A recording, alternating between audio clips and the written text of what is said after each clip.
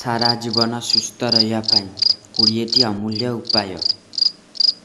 Number 1, ପ୍ରତିଦିନ ସକାଳୁ ଉଠିବା ପରେ 5ଟା 2-3 କିଲୋମିଟର ଚାଲନ୍ତୁ। ସୂର୍ଯ୍ୟଙ୍କୁ ପୂଜା କରି ଦିନ ଆରମ୍ଭ କରନ୍ତୁ। ଏହା ଏକ ଶକ୍ତି ଜାଗ୍ରତ କରିବ, ଯାହା ହୃଦୟ ଏବଂ ମନକୁ ସଚେତ ରଖିବ। ନମ୍ବର 2, ଶରୀରକୁ ସର୍ବଦା ସିଧା ରଖନ୍ତୁ, ଯଥା ସିଧା ବସନ୍ତୁ, ସିଧା ଚାଲନ୍ତୁ, ସିଧା ଠିଆ ହୁଅନ୍ତୁ।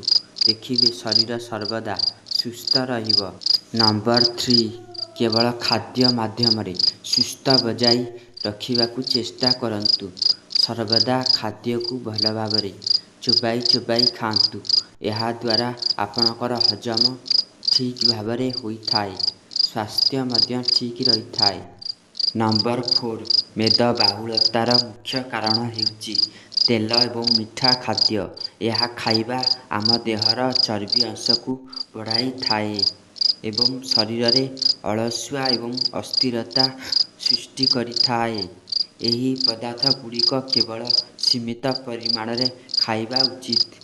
ନମ୍ବର 5, ଯଦି ଆପଣ ଖାଇଥିବା କୌଣସି ଖାଦ୍ୟ ହଜମ ହୋଇନାହିଁ ଏବଂ ପେଟ ଭାରୀ ଭାରୀ ଲାଗୁଛି, ତାହେଲେ ଆପଣ କିଛି ସମୟ ଉପବାସ କରି ଏହାକୁ ଠିକ୍ କରିପାରିବେ। ନମ୍ବର 6, ଗାଡ଼ିରେ ଯିବା ଆସିବା କମ୍ କରନ୍ତୁ, ତେବେ ଦୂର ସମ୍ଭବ ଚାଲିକି ଯିବା ଆରମ୍ଭ କରନ୍ତୁ।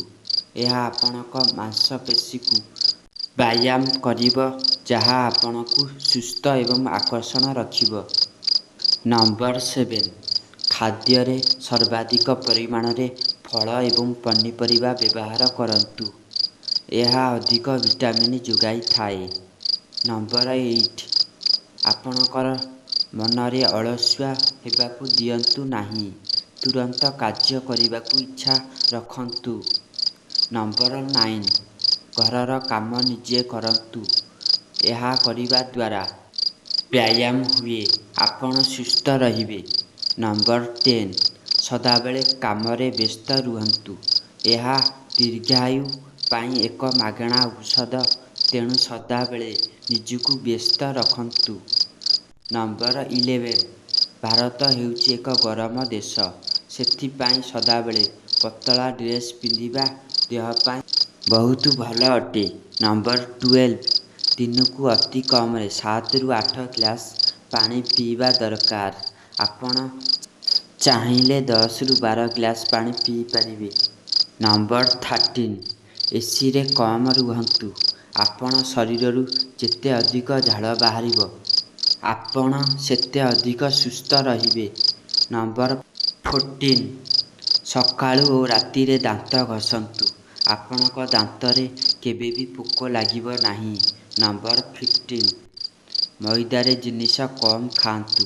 ମଇଦା ଦେହ ପାଇଁ ବହୁତ ଖରାପ ଅଟେ।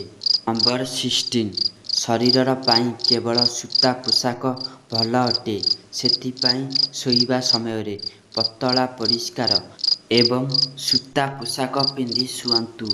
ନମ୍ବର 17, ସର୍ବଦା କେଶକୁ ସଜାନ୍ତୁ। ନିୟମିତ ଭାବରେ କେଶରେ ତେଲ ବ୍ୟବହାର କରନ୍ତୁ। କେଶକୁ ଛୋଟ ଏବଂ ପରିଷ୍କାର ରଖନ୍ତୁ। ନମ୍ବର 18, ନିୟମିତ ଭାବେ ଟିକେ ସମୟ ବାହାର କରି ଭଗବାନଙ୍କୁ ପୂଜା କରନ୍ତୁ। ଆପଣ କେବଳ ଧର୍ମରେ ଅନୁଗାମୀ ହୁଅନ୍ତୁ ନା କାହିଁକି, ଆପଣ ଆପଣଙ୍କର ଧାର୍ମିକ ବ୍ୟବସ୍ଥା ଅନୁଗାମୀ ଭଗବାନଙ୍କ ନିକଟରେ ପ୍ରାର୍ଥନା କରିବା ଜରୁରୀ। ନମ୍ବର 19, କ୍ରୋଧ ମଣିଷର ପରମ ଶତ୍ରୁ। କ୍ରୋଧ ଯୋଗୁଁ ମଣିଷ ଦେହ ଉପରେ ପ୍ରଭାବ ପଡ଼ିଥାଏ, ସେଥିପାଇଁ କ୍ରୋଧକୁ ସଦାବେଳେ ନିୟନ୍ତ୍ରଣ ରଖିବା ଜରୁରୀ।